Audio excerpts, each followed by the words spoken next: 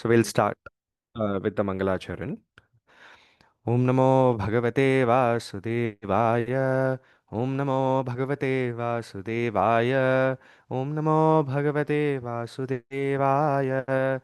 Om Ajnanaatimirandhasya Jnananjanashalakaya Chakshurunmilitam Yena Tasmai Shri Gurave Namah Shri Chaitanya Manobhishtam Stapitam Yena Bhutale Swayam Rupa Kada Mahyam Dadati Swapadantikam Vandeham Shri Gurum Shri Yuta Padakamalam Shri Gurum Vaishnavamscha Shri Rupam Sagrajatam Sahagana Raghunathanvitam Tam Sajivam Sadvaitam Savadutam Parijana Sahitam Krishna Chaitanya Devam Shri Radha Krishna Padan Sahagana Lalita Shri Vishakhanvitamscha He Krishna Karuna Sindhu Deenabandhu Jagatpate Gopesha Gopika Kanta Radha Kanta Namostute तप्त कांचन गौरंगी राधे वृंदावनेश्वरी वृषभानुसुते देवी प्रणमामि हरिप्रिये वाञ्छाकल्पतरुभ्यस्य कृपा सिन्धुभ्य एव च पतितानां पावनेभ्यो वैष्णवेभ्यो नमो नमः जय श्री कृष्ण चैतन्य प्रभु नित्यानंद श्री अद्वैत गदाधर शिवासादि गौरभक्तवृंदा हरे कृष्णा कृष्ण कृष्णा हरे हरे हरे राम राम राम हरे हरे नमो विष्णुपादाय कृष्णप्रेष्ठाय भूतले श्रीमते जयपताक स्वामिन्नितनामने नमः आचार्यपदाय निताय कृपाप्रदायने गौरकतारामदाय नगरनामतारणे हरि बोल. Yes, welcome everybody for our Saturday weekly Srimad Bhagavatam classes. So, I'll like to start off by expressing my deep gratitude to all the leaders and all the assembled Vaishnavas for giving me this wonderful opportunity to purify myself and serve all of you through Srimad Bhagavatam. So, we'll we generally usually we hear about the glories of Srimad Bhagavatam, but I thought we'll read from a couple of verses from the Padma Puran, the Uttarakanda. There are 6 chapters called the Bhagavad Mahatmya from that section. 6 chapters where the Kumaras they describe the glories of Bhagavatam to Narada Muni.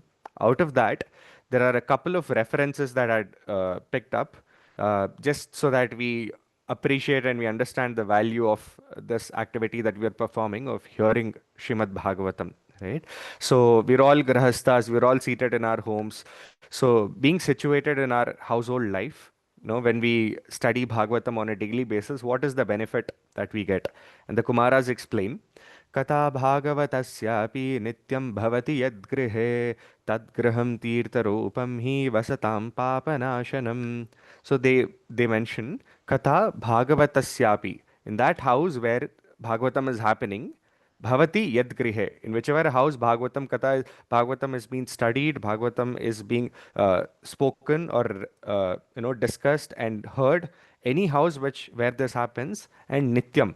Nityam literally means all the time, right? But Srila Vishwanath Chakravarti Thakur has been merciful to all of us, and he translated Nityam as at least once a day. So in that house where Bhagavatam is discussed, heard, chanted, narrated at least once a day, Tadgriham Tirtha Rupam Hi.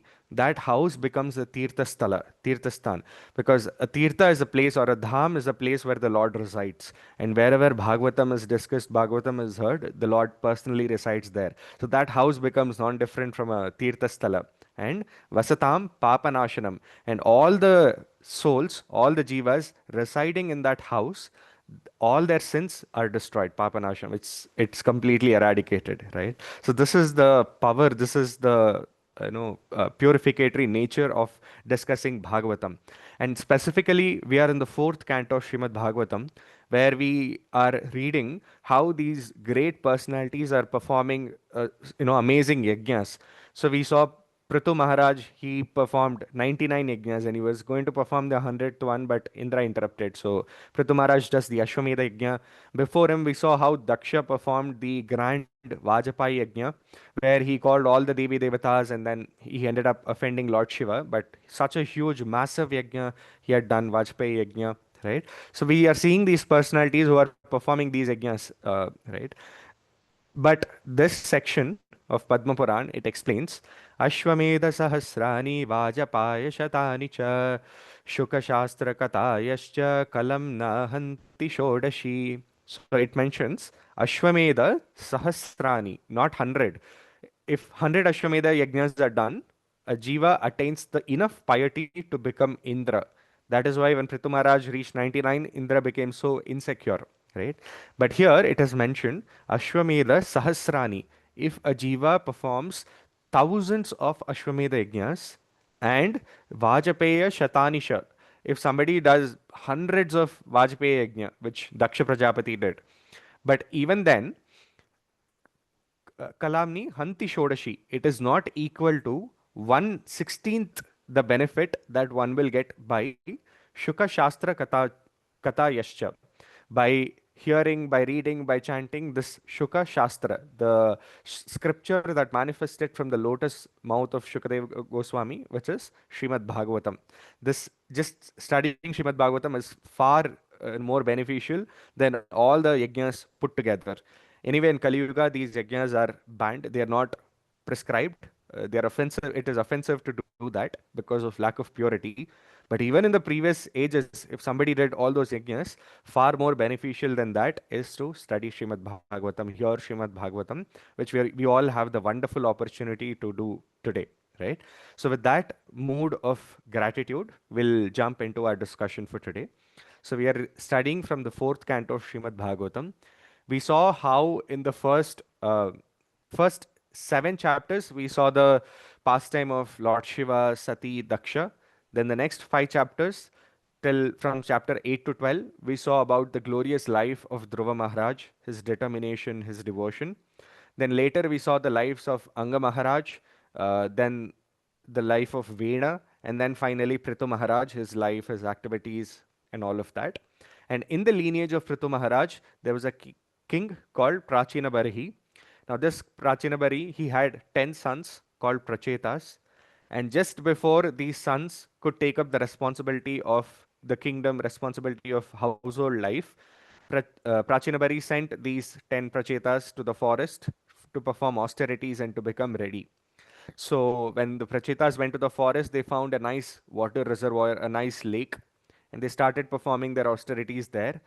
And realizing that these souls have sincerely come there with a mood to offer worship to the Supreme Lord, Sri Hari, from the lake, Lord Shiva appears along with all his associates, and he gives guidance and instructions to these Prachetas. And he gives them beautiful prayers to chant in the form of Rudra Gita, right? And that concludes the fourth canto, 24th chapter. So today we'll jump into the 25th chapter of Srimad Bhagavatam, which is titled The Description of the Characteristics of King Puranjana. Okay, so this chapter in total it has 62 verses. The first 8 verses talk about Narada Muni's mercy or compassion on King Prachinabari. Then from 9 to 24, we'll look at how Narada he begins the narration of the story of Puranjana. Then 25 to 44 is the description of Puranjana's queen. 45 to 55, we'll see the description of the various gates and the inhabitants of the city. And then from 56 to 62, we'll see how Puranjana gets completely captivated by his wife, right? So this is how the flow happens of the chapter. Now, the Prachetas, they heard Rudra Gita from Lord Shiva. Then after Lord Shiva disappears, they enter into the water and they go underwater, and there they perform severe austerities for 10,000 years by chanting these prayers of Rudra Gita that they received from Lord Shiva. They dedicate these prayers to Lord Vishnu and they start performing intense austerities underwater. While these 10 children are performing these austerities, the father, Prachina Bharihi, he begins engaging in karmakandic activities, ritualistic sacrifices.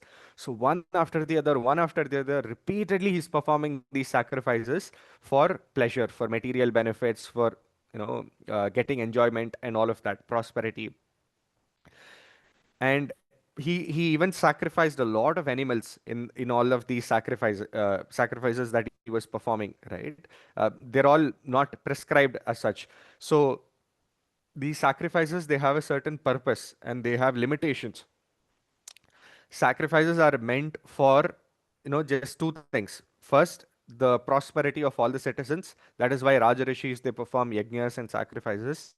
But the highest goal of all sacrifices is Bhoktaram Yajna Tapasham Sarvaloka Maheshwaram. Like the eventual Bhokta, the supreme benefactor and the person we should try to please through all these sacrifices is Lord Vishnu.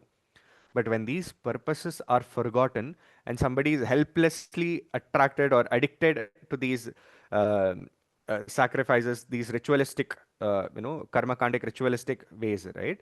Which is what Rupa Goswami mentions as niyamagraha, one of the six aspects which destroy our bhakti. Shadbher bhaktir vinashyati. So six aspects which destroy our bhakti. One of them is niyamagraha, over attachment to rules and regulations and karmakandic activities, without remembering what is the purpose of all of these things, right? So this is what Prachina Bari was doing. Now, Narada Muni saw this and he became extremely compassionate on Prachina Barhi, because Narada Muni thought this king is coming in a glorious lineage, in a glorious dynasty where Dhruva Maharaj appeared, Anga Maharaj, Prithu Maharaj, where all of these powerful personalities appeared. Prachina Bari is appearing there, and his next generation, his children are so glorious. But here he is unfortunately attracted to these karmakandic activities and he is wasting his time.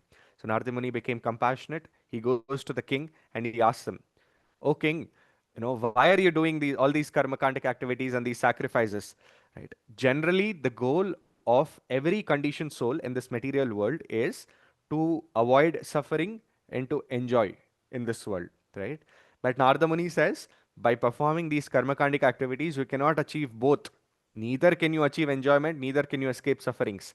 Because when you do karmakandic activities, the maximum benefit, if you do it very nicely, is you get a place in the heavenly abode where you can enjoy. But that enjoyment is also temporary because it is within this material realm. And as long as we are staying in this material world, we cannot avoid suffering.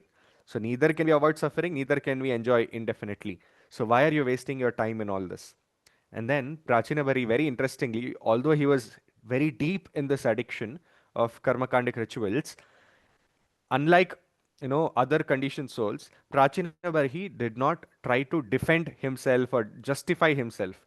He had the etiquette to surrender to Narada Muni and he said, Because of my addiction to karmakandic rituals, I am not aware of what the goal of life is. I don't know. I might think that I know, but I don't know.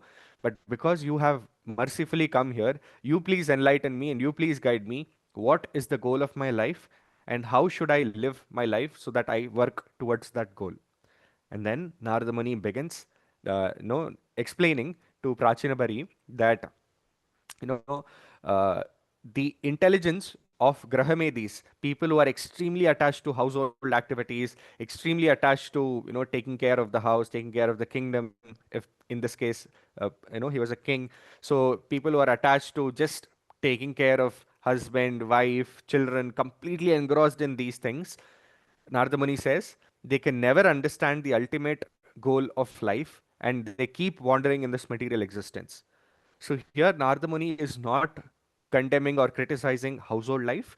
He's condemning those jivas, those living entities who make household life as the sole purpose of their life, without realizing that in this human form of life, we have a higher purpose to achieve as well. And our household duties should elevate our position and help us go closer to the Lord, not the opposite of that. So then Narada Muni, he shows a vision to Prachinabari. He asks Prachinabari to see up, and he shows a mystic vision where Prachinabari sees all the animals that he had mercilessly sacrificed in his rituals. All of them were there, waiting, standing above, and they were all looking very, very vicious and very monstrous. And they had these iron hoods, and they were waiting eagerly, with very eagerly they were looking at they were looking at Prachinabari, and they were eagerly waiting for him to come so that they can pierce his body with the iron horns and drink his blood. So Narada Muni showed this vision to Prachinabari and he said, "See, this is your destination because based on whatever you have done, this is what is awaiting you. And now I'm going to tell you how you can avoid that fate." And then Narada Muni begins the narration of this allegorical story, this analogy, analogical story of King Puranjana. Right now, this is a very nice technique used by Narada Muni. Narada Muni knows that the moment katha happens, the moment a story happens, the moment Bhagavatam is narrated, we all go to sleep. But imagine if the speaker, just before speaking Bhagavatam, shows us this very ghastly visual scene in front of us, and he says, at the end of this 1 hour of Bhagavatam class, if you are not attentive in hearing Bhagavatam class, this is going to be your fate. Then each one of us will ensure we are holding on to every single word and we don't become inattentive. We are not like either cooking or doing some other activity while hearing katha. We are completely focused on the katha itself.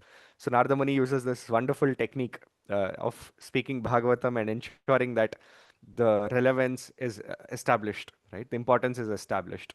So then Narada Muni begins the narration of this allegorical story of King Puranjana. This is an extremely fascinating philosophical section of Srimad Bhagavatam. This story goes on across 4 chapters. It starts here in the 25th chapter, and until the 29th chapter, Narada Muni narrates the story of King Puranjana. Right now, why is Narada Muni telling a story? Because stories are very powerful. Direct instruction sometimes it does not work, right? If Narada Muni simply told, "O king, stop all these materialistic activities," right? Then the king might resist. He might not understand the importance of it. So Narada Muni uses storytelling. That to story of somebody else, which seems like somebody else, but it is the story of the king only, right? And these stories they tend to bypass our ego because it is made to show as it is somebody else's story, not yours. And based on what happened in their life, you learn from it if you want, right? So it bypasses our ego. Nobody is saying you are doing wrong, right? So that's why stories are very powerful, analogies are very powerful. And the purpose of this story was to shake the king out of materialistic sense gratification, materialistic enjoyment through fruitive activities, right? So, uh, and the amazing thing about the story, about these chapters, these set of chapters is that it is not just a story, it is the story of King Prachinabari. And it is not just the story of him, it is the story of all of us. Prabhupada, in all the purports of this section, he mentions that Puranjana, King Puranjana, is every living entity who's stuck in the material world. That is Puranjana, right? So we'll try to understand what the story is, at least as covered in this chapter, and what does it symbolize? Because it's an allegorical story. It's supposed to symbolize something, teach us something. So we'll see what it symbolizes. Narada Muni begins by saying, "I'm going to narrate this historical story of King Puranjana." So Pura means city and Jana means resident. Puranjana means resident of a city, right? And this is the city of 9 gates. So we're all, as spirit soul, as living entities, we are residing in the city of 9 gates, which is the body, right? So Narada Muni says this Puranjana had a friend who would constantly accompany Puranjana wherever he went. His name was Avijnata. Avijnata means one whose activities are not easily known, right? And this Avijnata is the super soul. Wherever the soul, whichever body the soul enters and whatever activities it performs, the super soul witnesses it, right? So Puranjana began wandering the entire world trying to see a suitable place to live where he can enjoy nicely, right? Now, this represents all of us, all of our search for enjoyment in this material world, right? We also do the same thing. We are constantly searching for a better job, for a better house, for a better relationship, for a better city, better place. So we are constantly looking to upgrade, to make our material situation much more better, right? But we don't realize that all these adjustments, these changes, they can never make us truly happy and satisfied because the soul is spiritual. It needs something spiritual to become happy and to be satisfied, right? These material adjustments will not help. We don't realize that, and we keep spending our entire life in all these pursuits, which is what Puranjana was doing as well, right? Eventually, Puranjana finds a city which is very, very conducive for enjoyment.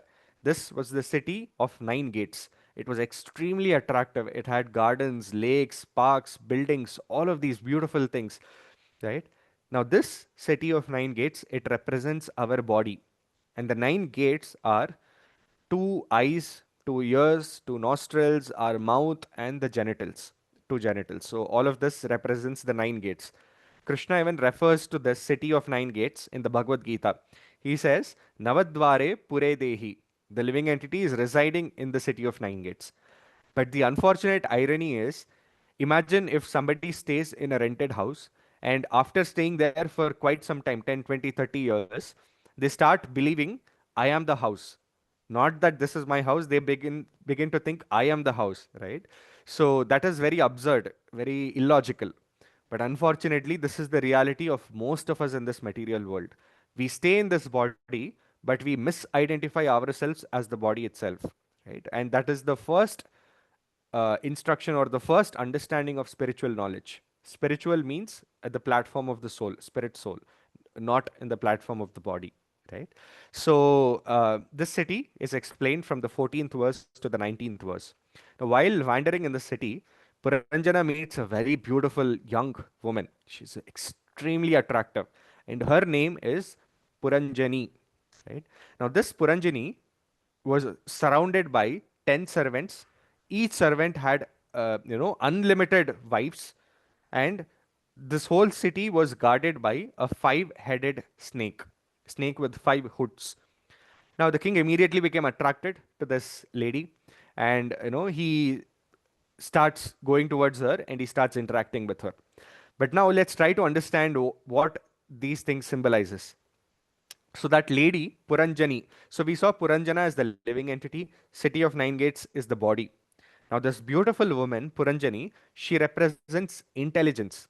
Now intelligence helps us guide our actions, but when the intelligence is materialistic, it guides us, it leads us towards sense gratification, unrestricted, unregulated sense gratification.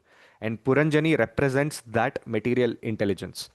And Puranjani had 10 servants. These 10 servants represents the 10 senses, five knowledge acquiring senses and the five working senses. Each of these servants had many, many unlimited wives. Those wives represents the sense objects that attracts the senses towards them, towards it. Then, it was guarded by the five-hooded snake. So the city was guarded. So this body is guarded. The five-hooded snake represents the five life airs, the pranas. And once those life airs leave the body, then the person dies. So that's what the five-headed snake represents. Now, Puranjana and Puranjani, they saw each other and they naturally got attracted.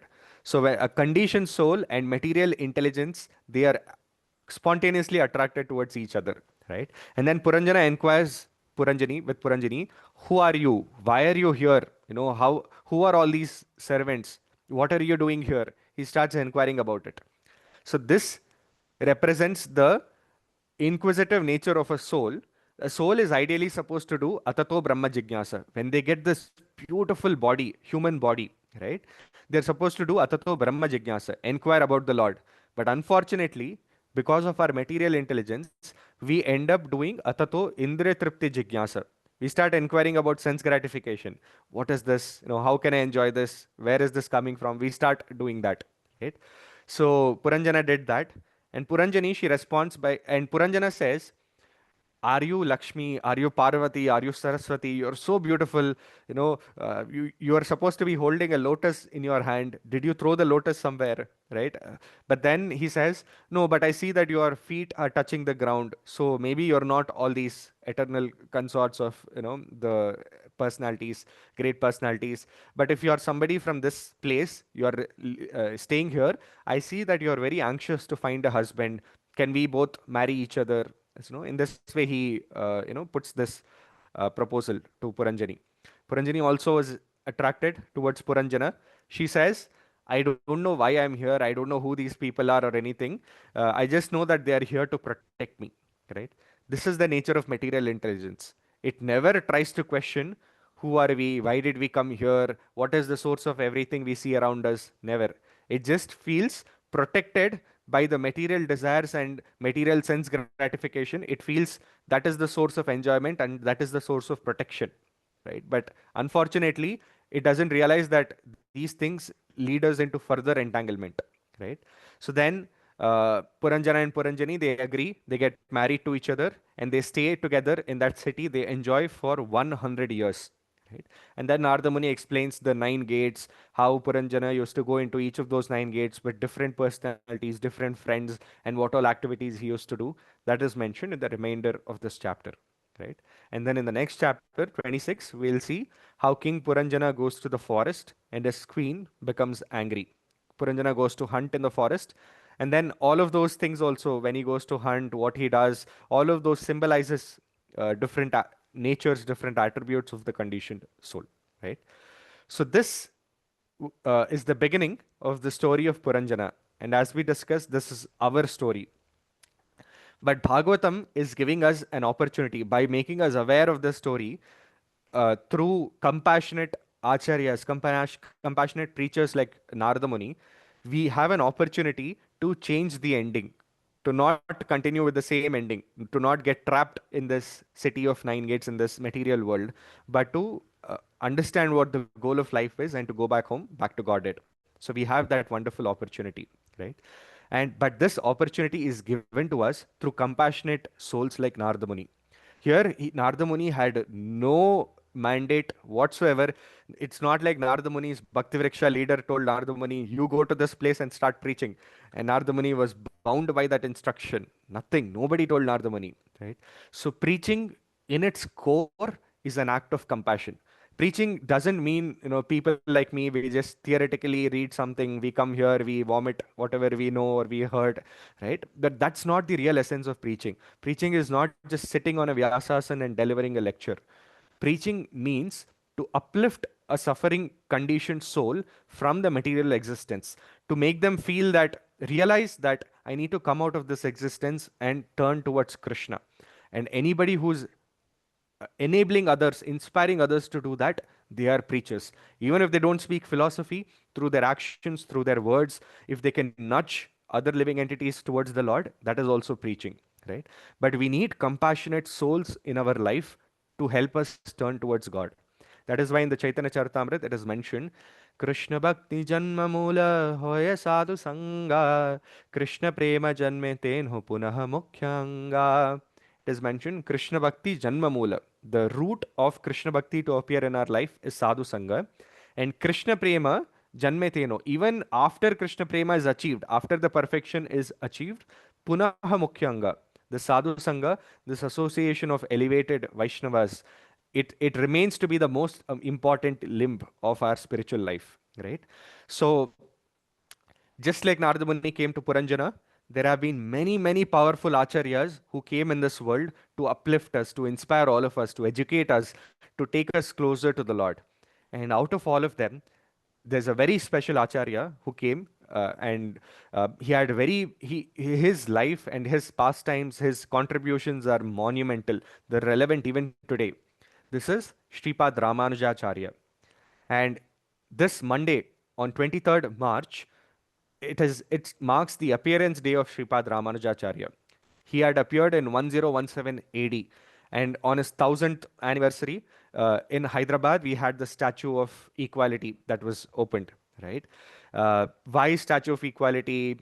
What aspect of Ramanujacharya's life inspired equality in the society? All of that. It's a huge discussion, and just on the life of Sripad Ramanujacharya, we can talk about hours together. It is so glorious. It is filled with so many pastimes.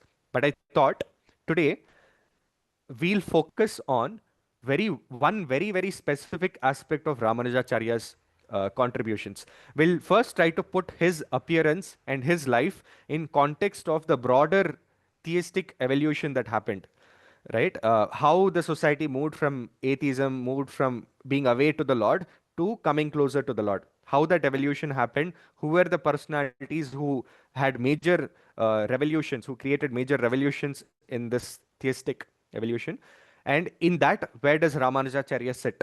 And what was the most singular, most impactful contribution that Ramanujacharya did, which is relevant even today, which so many Vaishnava acharyas after him have leveraged, have used that, and have applied that. And even today, till date, it continues to be applied. So we'll try to understand about that one contribution, right?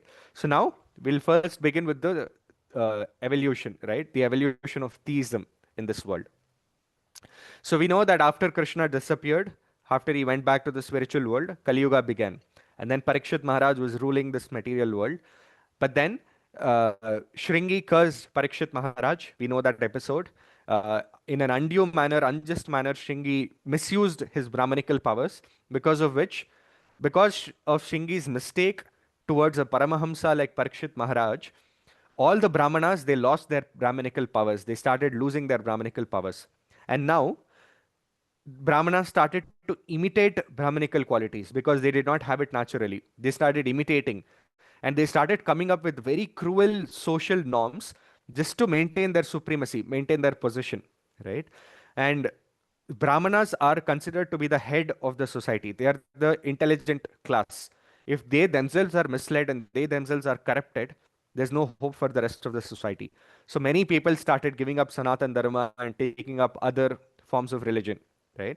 So um, and that continues even today, right? We see there are many these people who have surnames as Chaturvedi, which means they should have studied all four Vedas. Trivedi, which means they should have studied three Vedas. Dvivedi, they should have studied two Vedas. But nobody is aware of what is the name of these Vedas as well, right? Forget about studying these Vedas. That is the unfortunate state. But because of this unfortunate state, because of the Brahmanas falling down, the society was very, very chaotic. People were performing all sorts of sinful activities and justifying that these activities are based on the scriptures. These sacrifices, animal sacrifices, and other social norms like sati. Previously, the wife used to willingly, like Gandhari, Madri, they used to willingly go and give up their life. It was a very spiritual. It was on a spiritual platform, but then it became a social norm where people started dragging the wives, pulling them against their will, pushing them into the fire, right? Previously, it was a choice. Like Kunti Maharani, decided to stay back. Madri decided to leave. So it was up to upon their will, their pativrata, their chastity. And it's not a question of chastity as such. It's just their love towards their husband. That's all, right? But over a period of time, it became degraded. These social norms were misused. Untouchability was established. All of it to establish Brahmanical supremacy. So then the society was extremely negative, and somebody had to appear to bring this negative society to a neutral place before they can be taken closer to the Lord. So from negative, Buddha appeared to bring the society to zero by giving this philosophy of shunyavad, right? That everything is, nothing exists, basically. The existence of nothingness, right? Nirvan means absolutely nothingness. So that is what Buddha came up, right? He told, stop all this unlawful, immoral activities. And then the people said, these are all mentioned in the Shastras. Then Buddha said, reject those Shastras. No Vedic Shastras. Ahimsa paramo dharmo. Living a moral life is, the highest way to lead the life. No Shastras, nothing. Reject all of that. Right? That is why Jaydev Goswami, in his Dashavatara Stotram, he mentions in the ninth verse, he mentions, Nindasi yajna vider ahaha shruti jatam sadaya hridaya darshita pashughatam keshavadhrita buddha sharira jaya jagadisha hare jaya jagadisha hare. So he mentions Nindasi yajna vidhe. Buddha Sharira, Lord Buddha appeared to criticize all these yajnas and all of these immoral activities that was happening. Ahaha Shruti Jatam. And it was defended by saying these are in the Shruti Shastras, Shruti and Smriti Shastras. These are in the Vedic Shastras. So Nindasi, Buddha criticized them and rejected those scriptures. Sadaya Hridaya Darshita Pashughatam. By seeing the atrocities that were committed against animals and other living entities, Sadaya Hridaya, with a compassionate heart, the Lord Himself appeared in His Shakti Avesh avatar as Buddha. So Buddha comes and he brings the society from negative to zero. And then three other powerful acharyas they come. Shankaracharya comes in 788 AD, Ramanujacharya comes in 1017 AD, And then Madhvacharya, he comes in 1238 AD, 13th century, right? So in the 8th century, Shankaracharya comes. Now Shankaracharya takes the society from zero, from a neutral place, to one. One is Advaitavad by that philosophy, right? Now Dvaita means two, and Advaita means non-different or non-dualism. Everything is one. So Shankaracharya said everything is Brahman. There is nothing else that exists except Brahman. Right? And Adi Shankaracharya wrote commentary on the Brahma Sutra, which is the beginning of the Vedanta Sutras, and he called it the Sharirika Bhashya. And from there he explained this Mayavad, this Advaitavad doctrine. Mayavad, Brahmavad, all of these are like branches of Advaitavad. Right? Now, Shankaracharya's philosophy was so spot on, so prolific that so many acharyas after him, it's been more than 12 centuries, but even 12 centuries after him, they continue to spend their entire life refuting the philosophy that Shankaracharya gave. Right? And many acharyas, not just Srila Prabhupada, but many acharyas before him as well, this dedicated their life to refute this philosophy. Like Ramanujacharya, Madhvacharya, the Goswamis of Vrindavan, Jiva Goswami in his Sandarbha, so many other Vaishnavacharyas, and Prabhupada himself, they've dedicated their entire life to refute this. Actually, in the Pranam mantra of Srila Prabhupada, we see that the general purpose is Gauravani Pracharine, to distribute the message of Sri Gauranga Mahaprabhu, Sankirtan Yajna. But the specific purpose that's mentioned there is Nirvishesha Shunyavadi Paschatya Desha Tarine.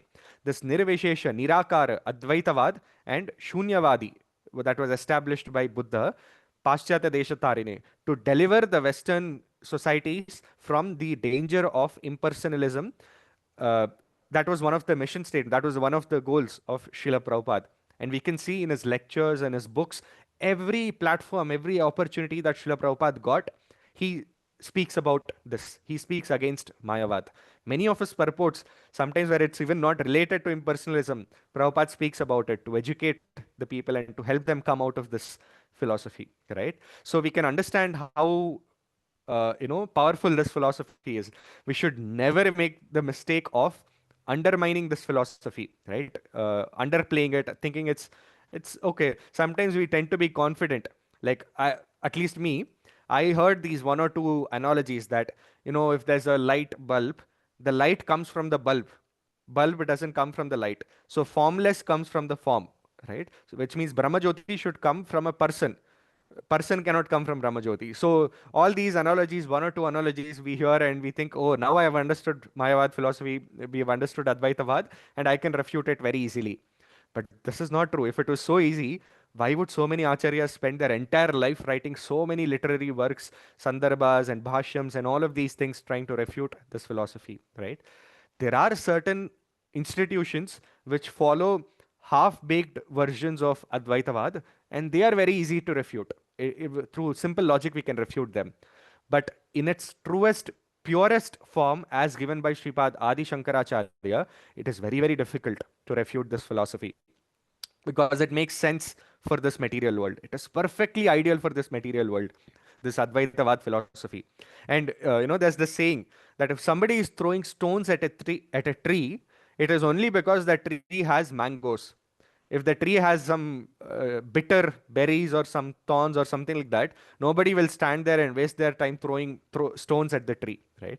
So if so many powerful, empowered acharyas are, trying to refute this philosophy, it means it has some merit, it has some substance, which we should definitely not subscribe to it, and we'll hear about that, but we should be aware of it, and we should be cautious of the danger that it poses, right? And never undermine this, take it away saying, oh, it's very easy to refute, right?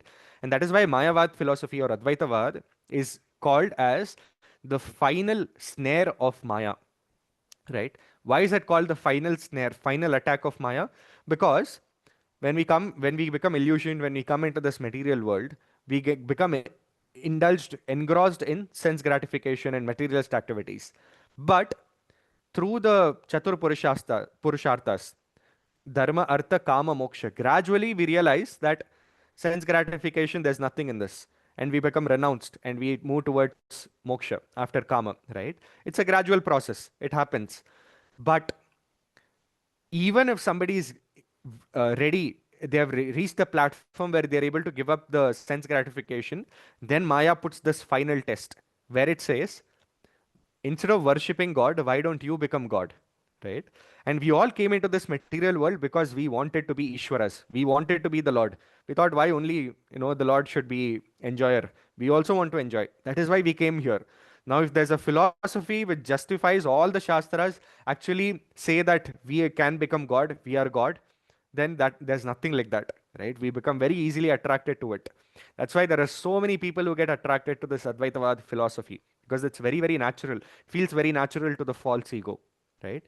So when all the other weapons of Maya fails, Janma, Aishwarya, Shruta, Shribir, Puja, Labh, Pratishtha, when everything else fails, Maya puts this final attack of Advaitavad, right? Even in the Brihat Bhagavatam Ritam, we see in the Gopakumara's journey, when he reaches, when he goes out of this material world, he meets Maya Devi there, and she tells him, why don't you go back in this material world and all of that?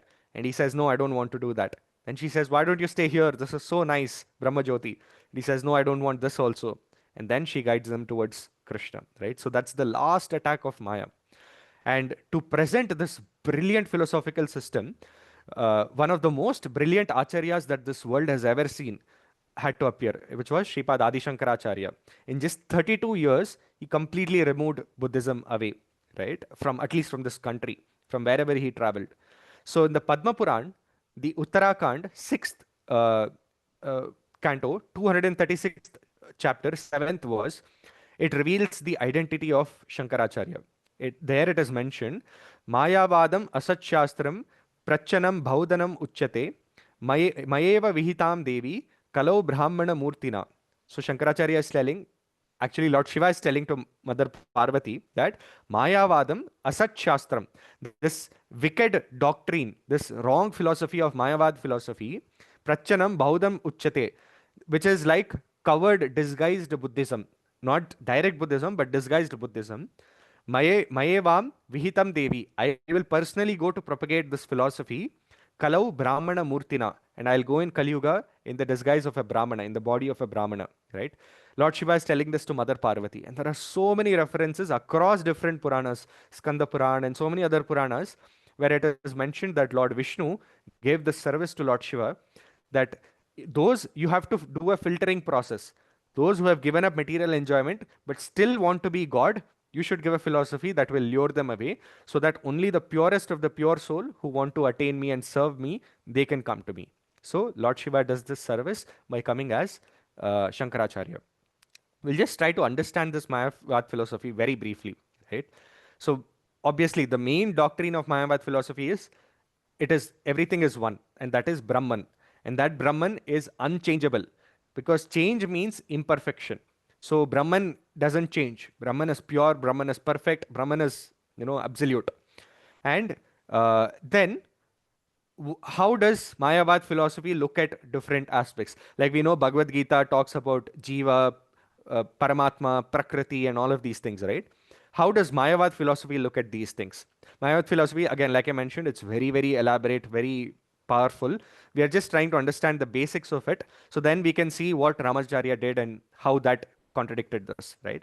So, according to Mayavad philosophy, how is a jiva treated? How is a jiva understood?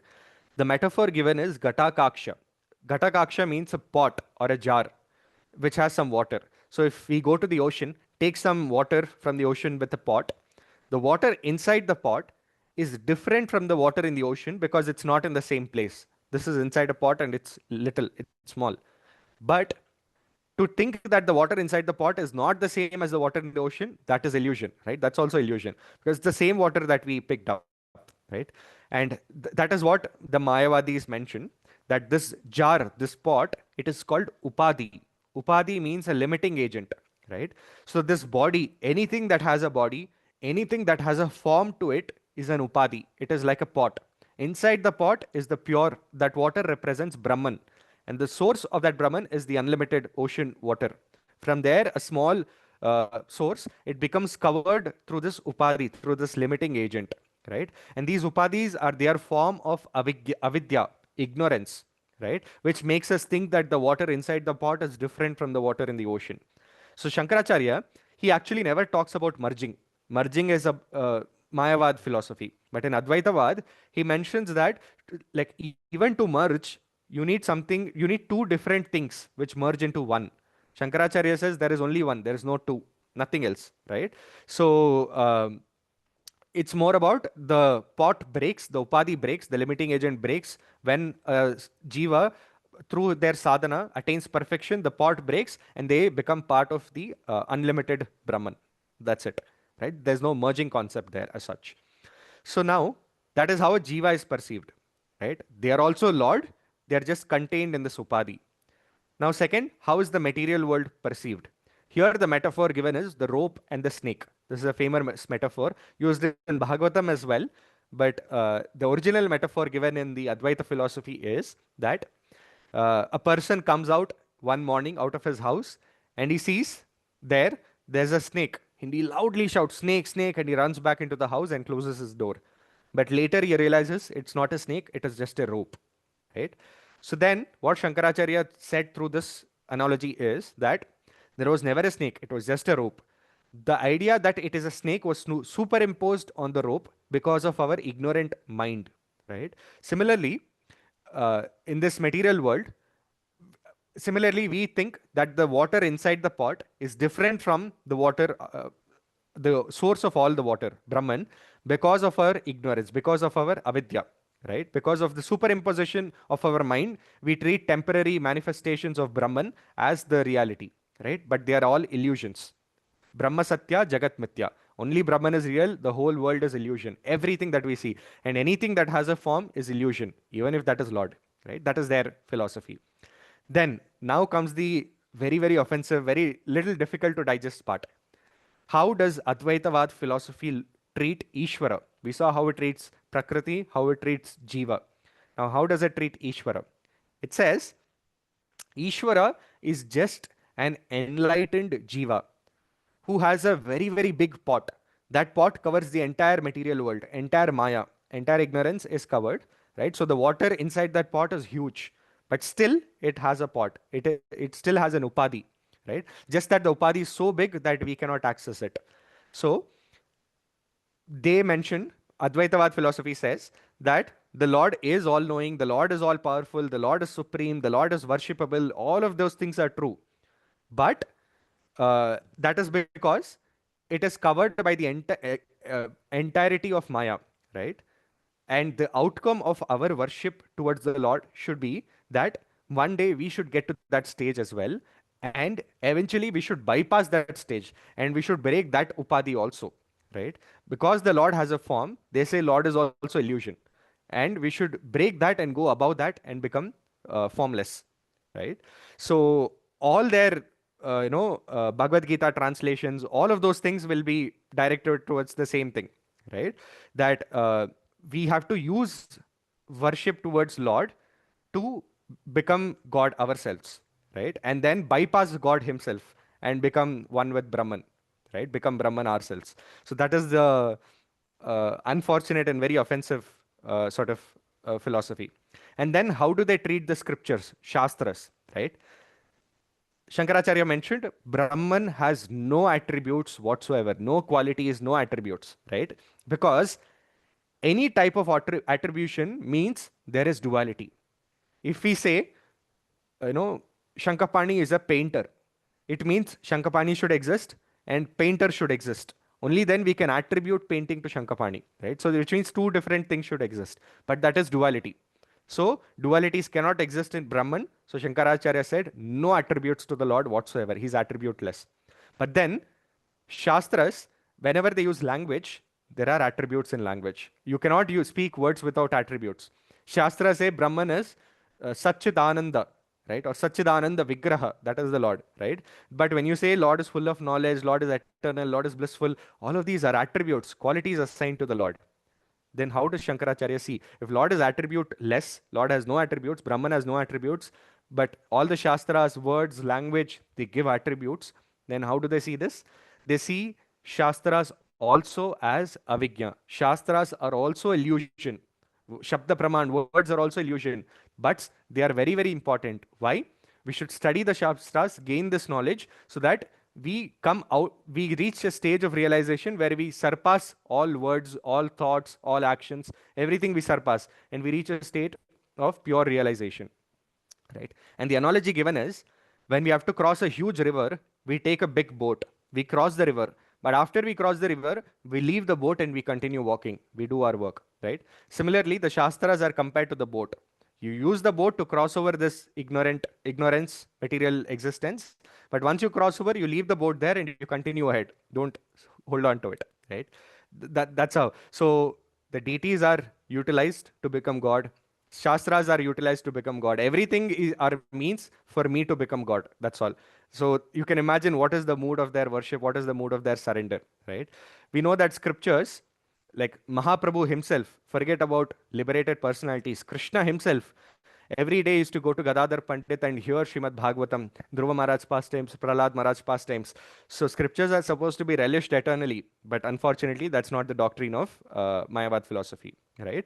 So that is why Chaitanya Charitamrit in Mahaprabhu, in that famous episode where he delivers Sarvabhaum Bhattacharya in Puri, he says, Mayavadi Bhashya Sunile Hoya Sarvanasha. If somebody hears the Mayavad interpretation of Shastras, although it is Shastra, although it is scripture, if they hear Mayavad interpretation of it, Hoy Sarvanasha, their existence is destroyed, completely destroyed, right? Bhaktivinoda Thakur, in a Sharanagati song, he mentions the six angas of Sharanagati, surrender to the Lord. And there in Pratikulasya Varjanam section, he mentions there are two types of association that we should avoid. One is association of materialistic people, sense enjoyers. Another is association of Mayavadis. And then he says, out of the two, I prefer the association of sense enjoyers. Because Mayavadis, their heart has become so hard that it is difficult to transform. Sense enjoyers, you can transform them by showing enjoyment of spiritual world, but Mayavadi is very difficult to transform, right? And that is why a jiva being situated in Brahmajyoti or Krishna's body, it is called, for Vaishnavas, it is Kaivalya Narakayate. Kaivalya means purely, and Narakayate means hellish existence. What Advaitavads and Shunyavads, all of these people treat as nirvana, the state of pure bliss. For Vaishnavas, that is utter hell, because in that state, we don't have any relationship with the Lord and we have no means to serve the Lord whatsoever, right? So hellish condition is better. Even if we are suffering, we can chant the Lord's name and we have some relation with the Lord, at least out of fear. But in Brahmajyoti, there's no such relation whatsoever, and that is why it is called Kaivalya Narakayate. So these impersonalists will sing beautiful bhajans, beautiful songs. They'll glorify the Lord. They will give satsangs. They'll do everything. They'll build temples. They'll worship the deities, all of it. But these offerings are like blows, punches to the Lord, thunderbolts to the Lord, because the motive is extremely offensive. And just like we are sitting here and saying their motives are offensive, they speak and they say our understanding, our interpretation is extremely offensive, because Brahman is unlimited and we are limiting that unlimited Lord into specific forms, specific avatars. So they treat our philosophy as offensive. Now, so many acharyas after this have tried to refute this philosophy, but barely has anybody been so successful in refuting this philosophy as Sripad Ramanujacharya, right? So Ramanujacharya came and he gave the right philosophy, which completely, refuted Shankaracharya's strong Mayavad philosophy, Advaitavad philosophy. And Ramanujacharya's works are referenced even today. Jiva Goswami refers to his work, Madhvacharya refers to Ramanujacharya's work, right? Briefly, in the next 10 minutes, because we are talking on the theme of powerful acharyas and how they come into our life and they help us connect to the Lord, we are talking on that theme. I'll just explain about specific aspect of Ramanujacharya's life, about how Ramanujacharya struggled to find spiritual master by himself, right? And then we'll jump into the philosophy that Ramanujacharya gave quickly, okay? So Ramanujacharya appeared on 13th April 1017 AD in Sri Perambadur to Keshavacharya and Kantimati. And Keshavacharya Kantimati, the parents, they prayed to Parthasarathi deity, begging the deity to give a child who can refute Mayavad philosophy, who can firmly establish Vaishnava philosophy. And then Lord became pleased with them, and he personally manifested in the womb of Kantimati. His first expansion, Balaram, Lakshman, Anantasesh, That Balaram manifested in the womb of Kantimati as Ramanujacharya, right? And Ramanujacharya came, it is mentioned that Ramanujacharya came only to break the teeth of impersonalists. That was the purpose of his appearance, right? And he got the name Ramanuja, which means one who walks in the footsteps of Ram, like Lakshman did in Treta Yuga, right? Now, Ramanujacharya himself being Adi Guru, there are, like I said, many aspects of Ramanujacharya's pastimes, but in the interest of time, we can see how Ramacharya is the Adi Guru. He's the, as Balaram, as Lakshman, he's the source of the Guru Tattva. But he himself struggled in his life to find a guru, right? When he was 16 years old, he had learnt all the Shastras. By 17, he got married to Rakshambal Mata. And then his father left, right? He left his body. So they moved from Sri Parambadur to Kanchipuram, right? And there he was looking for a guru. He found that the most famous guru at that time was Yadav Prakash, but he was a Mayavad guru. But then Ramacharya realized that for spiritual life, you should have some guru, you should have some guidance. So he went to this Mayavad Gurukul, to Yadav Prakash Gurukul, and he started serving very nicely. Very slowly, he became very close to Yadav Prakash, right? But wherever Mayavad philosophy was coming in, Ramacharya would get hurt and he would refute it. And once Ramacharya was massaging Yadav Prakash's feet, when Yadav Prakash said, Kapisam eva pundarikaksham. This was one of the Vedanta Sutras. And Yadav Prakash translated this as Kapisam eva pundarikaksham. The Lord, Pundarikaksham, his eyes are as red as Kapi means a monkey. Kapisa means the backside of a monkey. So he said, the Lord has eyes as red as the backside of a monkey. Ramacharya became so hurt by this offensive translation, this offensive understanding, that he had hot tears that fell on the leg of Yadav Prakash, who Ramacharya was massaging at that time. So Yadav Prakash said, "What happened? Why are you crying? Why these hot tears? Which means you are angry. What happened?" So Ramacharya said, "Your interpretation is wrong." So he said, "Oh, you know more than your guru. Then what is the right interpretation?" And Ramacharya says, in Sanskrit, there are multiple meanings to the same word. Kapi literally means monkey, but in this Vedanta Sutra, Ka means water and Pi means pibati, to drink. Now, a lotus stalk, a lotus stem sucks the water in the lake for its nourishment, right?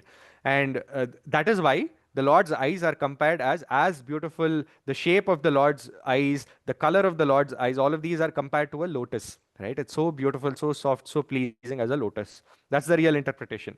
Then Yadav Prakash becomes very insecure. What is this? My disciple is refuting me with logic, with analogy, with examples. Then Yadav Prakash plans to kill Ramanujacharya. He tells him we'll go to Ganga Snan, to Varanasi, and there we'll take bath and we'll come back. So Ramacharya becomes happy, all the disciples become ready. And they think we'll go there and we'll either poison Ramanujacharya, or in the jungle we'll leave him somewhere, or we'll push him in the Ganga when he's taking bath and drown him and come back. So they start on the journey, but somehow Ramacharya's cousin Govinda, he understands this plan. He was also part of the group. And when Ramacharya takes a break for nature's call, Govinda secretly comes and tells Ramanujacharya, "You run away from here. They want to kill you." Ramanujacharya turns back and he starts coming back. He was almost close to Varanasi. They traveled for months together. He starts coming back. He loses way and he prays to the Lord. Then he sees a hunter couple. They say, "Okay, come, we'll drop you." And that night, they just travel for one day. In the night, Ramanujacharya was sleeping inside a hut.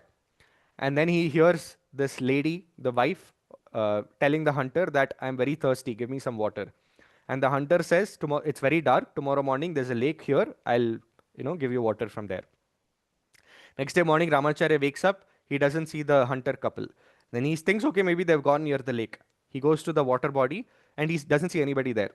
And there was a Brahmana walking there. Ramanujacharya asks, I want to go to this city called Kanchipuram, this town. Do you know where is Kanchipuram? The Brahmana tells Ramanujacharya, are you kidding with me? Are you joking? Don't you see this arch? This is Kanchipuram. This is Varadaraj Perumal's temple. This is the Gopuram, right? Then Ramacharya becomes shocked.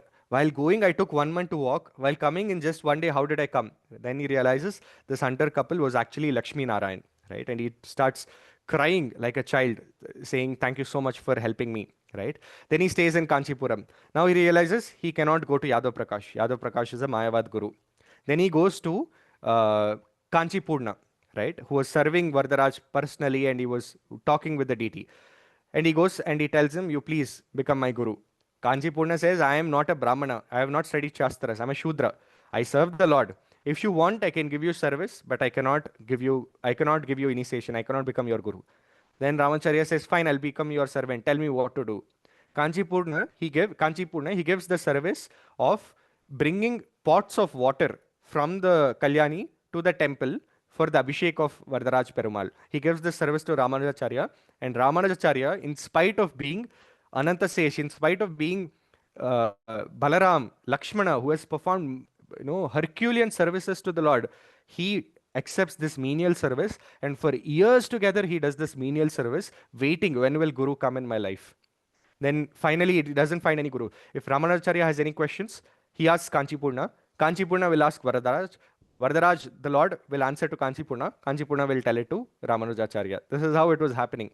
But Ramanujacharya wanted guidance, wanted a live guru. This is again very important. Ramacharya could have accepted any, we'll see that in a bit as well, right? He could have, after Yamunacharya left, Ramacharya could have took Ritwik initiation from Yamunacharya, but Ramacharya didn't do that, right? So Ramacharya now was searching. Then finally he went back to Yadav Prakash again. But when he was with Yadav Prakash, Yamunacharya, who was in Srirangam, wanted to give charge of Sri Sampradaya to Ramanujacharya. So he was very old at that time. But he comes with Kanchipurna to Kanchipuram to meet Ramanujacharya. But when Yamunacharya comes, he sees that Ramanujacharya is going behind Yadav Prakash and all his disciples. Then Yamunacharya stops there and he thinks, now I cannot approach Ramanujacharya. And he prays to the Lord, he offers a prayer. Oh Lord, in my millions and millions of lifetimes, in all the lifetimes I've taken, if I have any sukriti, if I have done any menial service to you, please give the credit of all those service to this person, Ramanujacharya, and free him from the clutches of this Mayavad Guru. He offers that prayer and he goes back to Srirangam. Now, if a pure devotee prays, it will manifest. Right? Slowly there were differences, and Ramacharya goes away from Yadav Prakash, throws away Ramanujacharya from the Gurukul. Now Ramacharya is struggling. I'm not able to find anything. And here Yamunacharya was giving up his body. So instructs his senior disciple Mahapurna to go and find Ramanujacharya, to bring him so that Yamunacharya can give instructions and give initiation. So Mahapurna goes and he's thinking, how can I ask the disciple that you come and come to the Guru? Generally, the Guru should go to the disciple. But Kali Yuga is such that the Guru has to come to the, generally disciple should go to the Guru. But Kali Yuga is such that the Guru has to come to disciple and say, please get initiated, please chant, please take Shiksha level, please chant, like that. We have to request, right? That is the fate of Kali Yuga. So Mahapurna was thinking what to do. Mahapurna comes to Kanchipuram and he sings a prayer that was composed by Yamunacharya, his Guru, a beautiful prayer. When Ramanujacharya hears this prayer, he leaves the pot of water that he was carrying, rushes towards Mahapurna and falls at the feet of Mahapurna, and he says, please tell me, who are you? This prayer is so beautiful, and I'm looking for a guru. Mahapurna says, I know who is the right guru for you. Come, I'll take you to Srirangam. Immediately, Ramacharya and Mahapurna, they started walking. But when they entered Srirangam, when they crossed Kaveri and they entered Srirangam, they heard loud cries. Yamunacharya had given up his body. He had gone back to the spiritual world. Then Ramacharya went inside the Samadhi preparations that the disciples were making. And Ramacharya had darshan of Yamunacharya. And he saw Yamunacharya had 3 hands folded. And Ramanujacharya asked, is this how Guru always keeps his hands? The disciple said, no, this is not how he does. This is not the mudra he has. We don't know why he did this. Then Ramanujacharya closes his eyes. He introspects. And then very loudly Ramanujacharya declares. First he says, I, Ramanujacharya, am taking these sankalpas, these oaths. Firstly, I will preach Vaishnava philosophy all over India and make devotees. The moment Ramacharya said this, one finger of the Guru, it opened. Then Ramacharya says, the second oath I take is, I will write commentary or bhashyam to the Vedanta Sutra. Then the second hand of the Guru, Yamunacharya, opened. Then Ramacharya said, I will glorify Parasara Muni by commenting on his scriptures, and I will give the name, I'll give his name to one of my foremost disciples, Parasara Muni, right? So this was his third oath. And the moment he said this, the Guru opened his third finger as well, which means the Guru approved that these are the three desires, that instructions that he wanted to give to Ramanujacharya. The moment Ramacharya said this, all the disciples there, they fell at the feet of Ramacharya and they said, you please guide us, you become our next Guru, right? But Ramacharya at that moment doesn't accept that.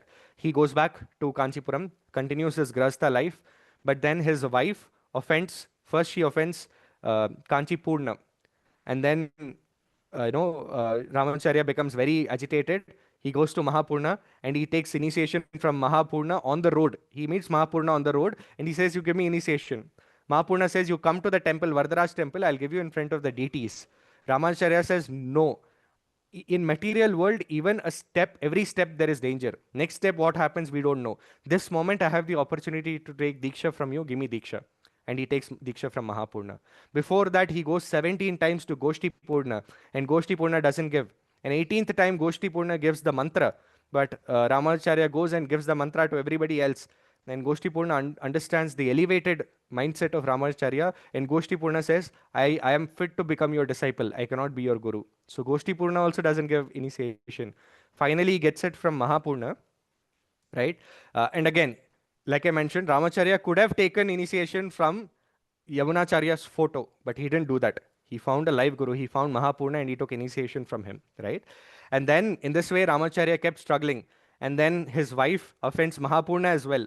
That's when Ramacharya gives up household life and accepts sannyas. And in his entire 120 years that he stayed, he initiated 12,000 Grahastha disciples and 700 sannyasis. One of his foremost disciples, initial disciples, were Dasaradi and Kuresh. And Kuresh's son was that foremost disciple that Ramanujacharya named as Parasara Muni, who then took charge after Ramanujacharya, right? So these disciples also, they're extremely powerful. We saw how Ramanujacharya himself, being Adi Guru, struggled so much to find a guru in his life. For so many years, he struggled. And then his disciples also, right? One is they're very powerful. When Ramanujacharya was in exile, he was exiled from Srirangam because of the Chola king, and he was walking towards Melkote. On the way, he comes to a village. And in that village, wherever Ramanujacharya goes, he was a traveling preacher. He would give katha. He came to one village where nobody came.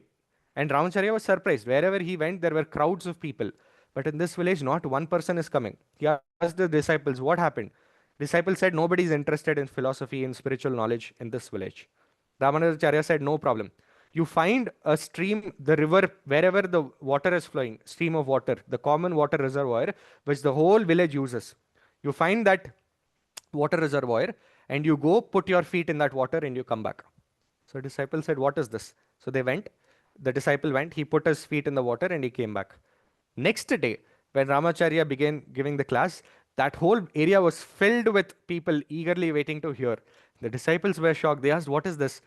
So Ramacharya said, the dust of the lotus feet of Vaishnavas, of you, when it touched the water and these villagers came in contact with that water, they became purified and they got devotion, right? So even every disciple of Ramacharya was so powerful, so potent. And the disciples also, they struggled to find, they had the same level of dedication towards their guru as well, towards Ramanujacharya.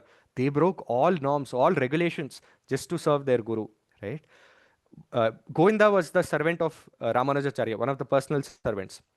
When a place was made, when the place was arranged for Ramanujacharya while he was traveling, Ramanujacharya was having prasad. After that, he was supposed to come to this room and take rest on the bed.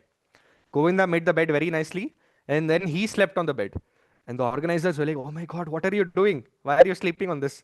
Then Govinda said, no, I'm testing if this is comfortable enough for my guru, right? He didn't even care. It was like Shabari's mindset, right? Then we see another instance, Kuresh.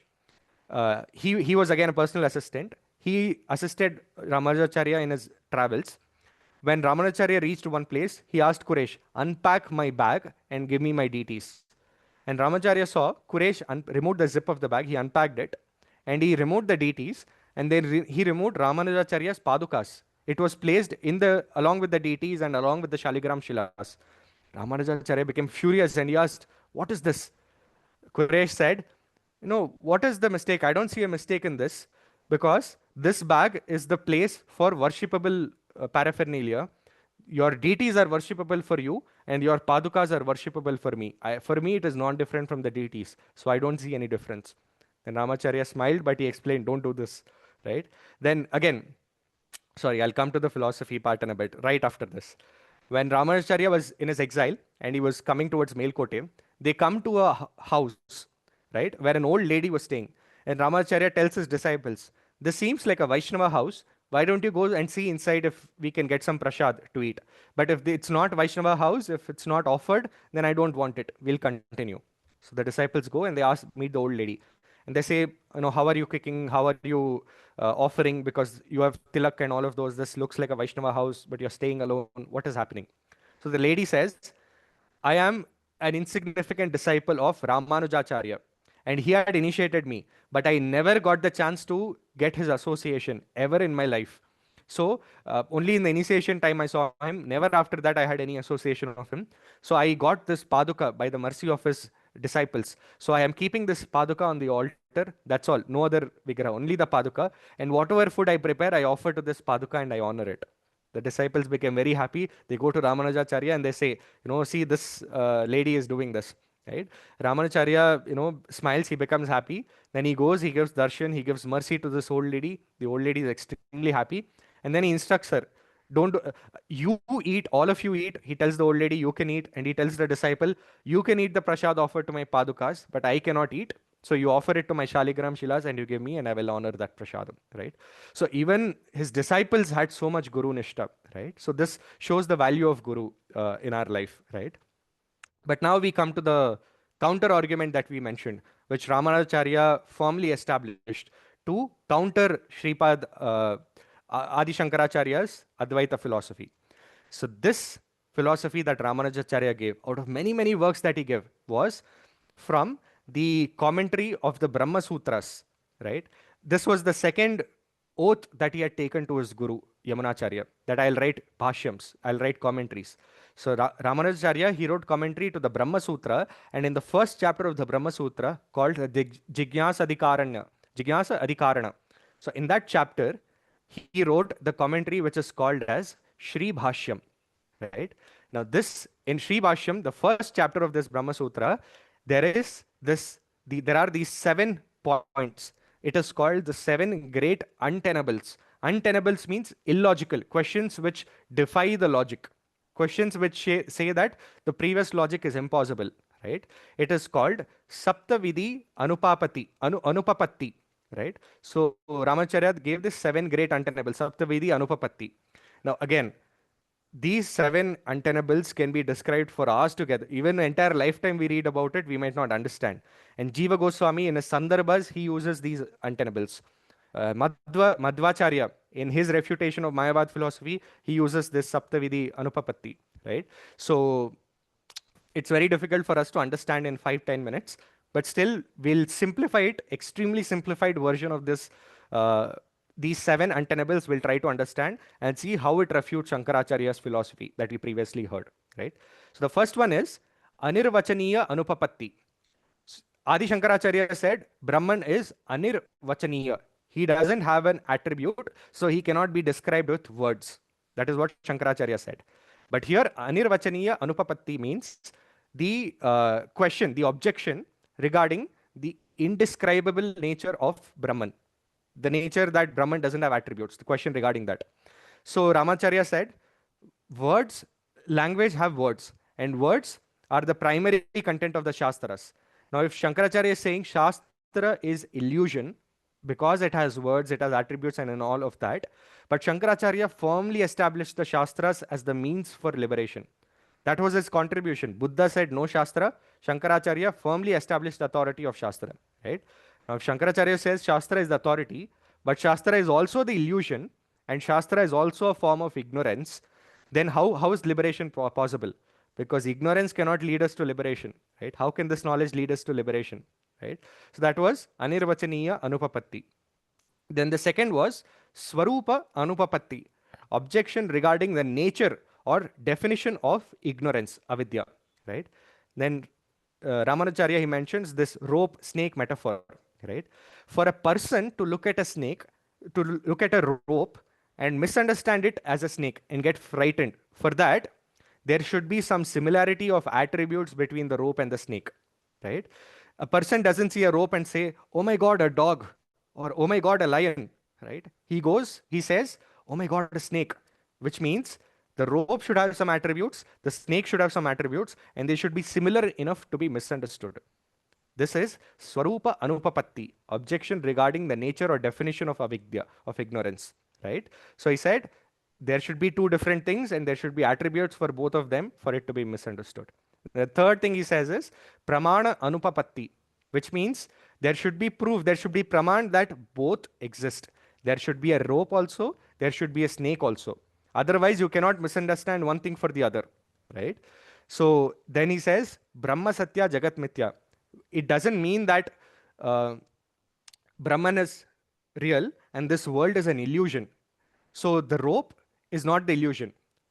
Considering the rope as the snake is an illusion, right?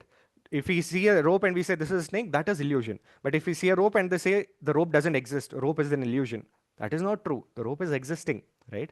So if we look at this world and we say this is the permanent place, this is the source of all happiness, that is illusion. But if we say this world itself is an illusion, that is not right. That is pramana anupapatti.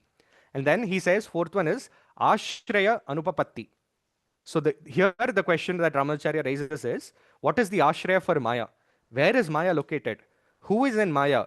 Who is the confused man who is getting frightened by the rope as a snake? And what is this jar, Upadi? Where is this jar situated? What is it made up of? Now the answer to all of these questions is Brahman. Because according to Shankaracharya, nothing can exist apart from Brahman. Only Brahman exists, which means Maya, ignorance, all of these things are part of Brahman. And not just that they are part of it, they are powerful enough to even cover Brahman itself. Brahman is said to be this more infinite, unimaginable, indestructible, supreme whole, right? But there seems to be this another element called Maya or ignorance, which is even more powerful than Brahman. So that is Ashraya Anupapatti. Where is Maya situated? If there's only Brahman, Maya is inside Brahman only. Then Brahman is not perfect. Right? Brahman is also ignorant then. Right? Then the fifth thing he mentions is Nivartaka Anupapatti. He mentions the objection regarding the means by which the avidya is removed, means by which ignorance is removed. How does that happen? Right? How can something unlimited, brilliant, how can that get covered? Right? If we are all Brahman, we are just covered by Upadhi of the form, but we are all Brahman. How can we be covered? How can Brahman get covered by ignorance? Right? And how can these scriptures, deities, gurus, if they are also illusion, how can they help us get liberated? That was Nivartaka Anupapatti, which means the objection regarding the means by which avidya can be removed. And then sixth one was Nivritya Anupapatti, which means the objection questioning whether avidya can truly be removed at all or not, whether it can be completely removed or not, right? So, Ramacharya here, he says that the possibility of 100% unattributed Lord is impossible, because the moment you speak about the Lord, the moment you think about the Lord, the moment you read about the Lord, the moment you do anything about the Lord, you assign attributes. And by assigning attributes, if that is illusion, then there is no way you can attain complete liberation. That ignorance can never be removed, right? Then finally, the seventh one he says is Tirodana Anupapatti. Tirodana means concealment, covering, or veiling, right?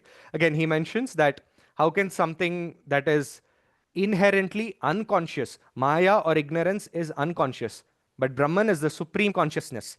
How can dead matter, how can something unconscious cover something that is supremely conscious, right? If Brahman is pure knowledge, then ignorance should not be able to cover it. But if it is already covering it, then it means Brahman is not pure.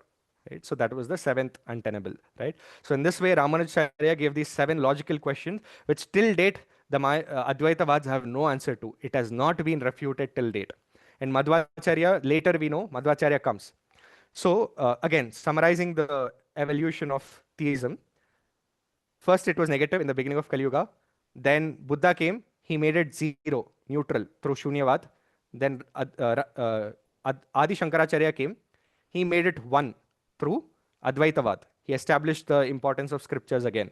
Then Ramanujacharya came and he gave the philosophy of Vishishta Advaita, which means we are one with the Lord. We and the Lord are the same only, but it Lord is Vishishta and we are Vishishtas, which means we are attributes, or we are the part and parcel of the Lord. We are aspects of the Lord. We are energies of the Lord, which is the Vaishnava philosophy, right? That we are the Tatastha Shakti of the Lord. We are the marginal potency of the Lord, right? So that's what Ramanacharya explained, that instead of removing all the attributes from the Lord, let's put all the attributes. So then it becomes Vishishta Advaita. So that is 1.5. Then later came Madhvacharya. If you see Madhvacharya's photo, he sits in the pose like this, two. So everything for Madhvacharya is two. The Jiva and the Paramatma is separate. Jiva and Prakriti is separate. Spiritual Prakriti, material Prakriti is separate. Everything is two. No single 1, 1.5, nothing. Everything is two, right? Then Madhvacharya comes and very strongly establishes that philosophy. And then when Krishna himself had to choose one of the four sampradayas, he chooses Madhvacharya Sampradaya because of the strength and the power with which Madhvacharya refuted this Advaita philosophy. uh, Chaitanya Mahaprabhu comes there. And then he gives the philosophy of Achintya Beda Abeda Tattva. He says it can be one and two simultaneously, right? He gives that philosophy. But anyway, the main branch is Madhva Sampradaya. But we see that the fruits don't come on the branch, fruits don't come on the stem, fruit come on the branches. And the fruit of Krishna Prema fructified on the branch of Madhva Sampradaya, which was Gaudiya Vaishnava Sampradaya, given by Sri Chaitanya Mahaprabhu, right?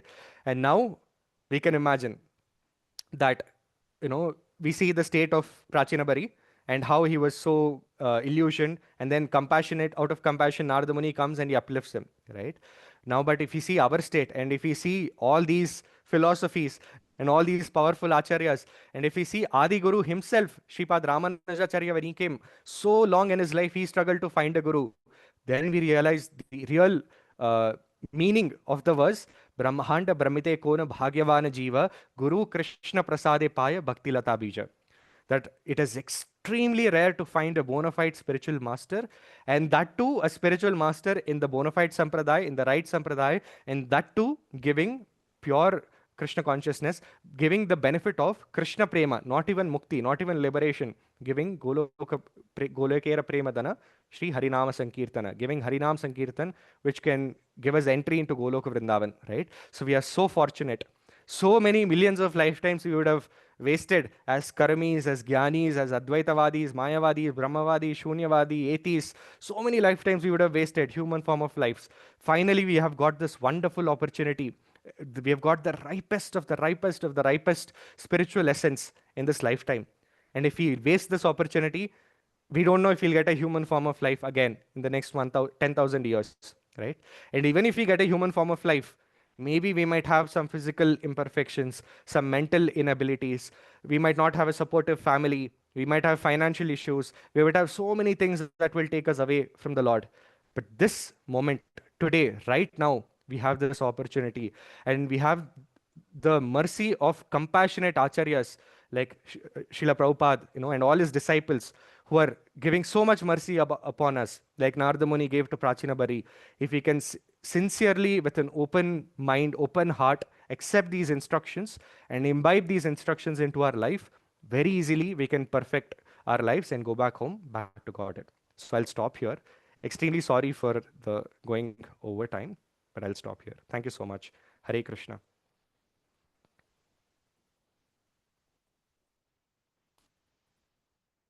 Hare Krishna, Prabhuji. Thank you so much for this wonderful class.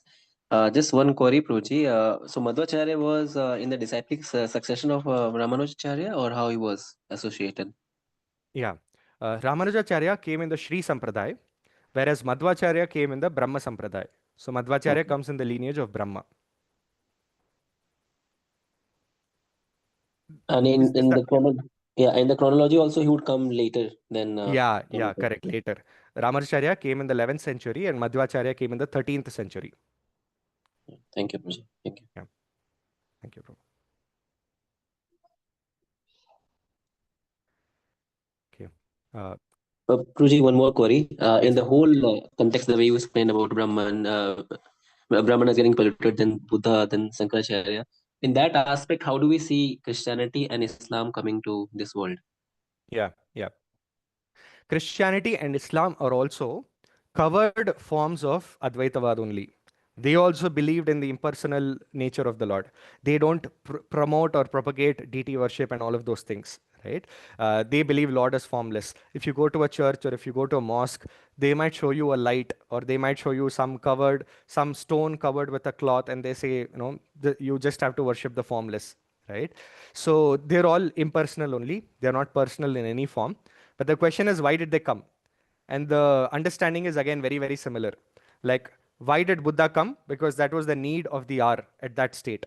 Similarly, when Jesus came, Jesus, by the way, is mentioned in the Bhavishya Puran as one of the 50 incarnations of Krishna, right?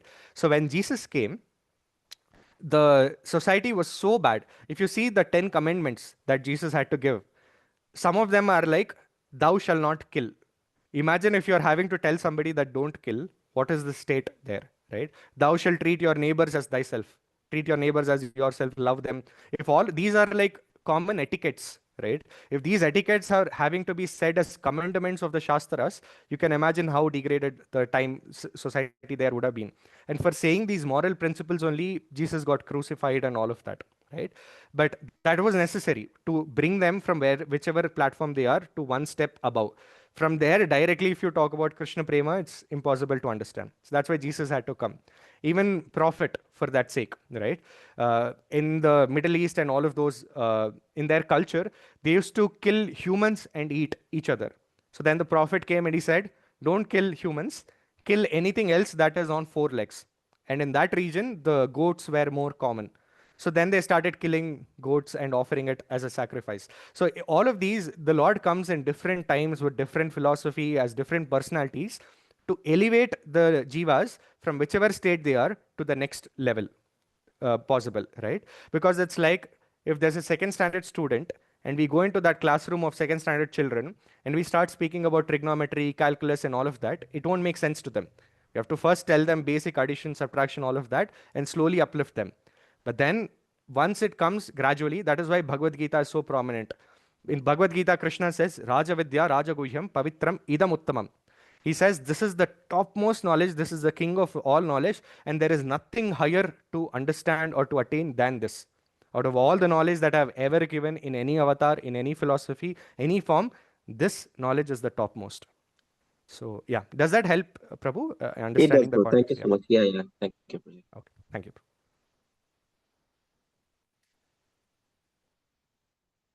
Great. If there are no more questions, we can probably wrap up.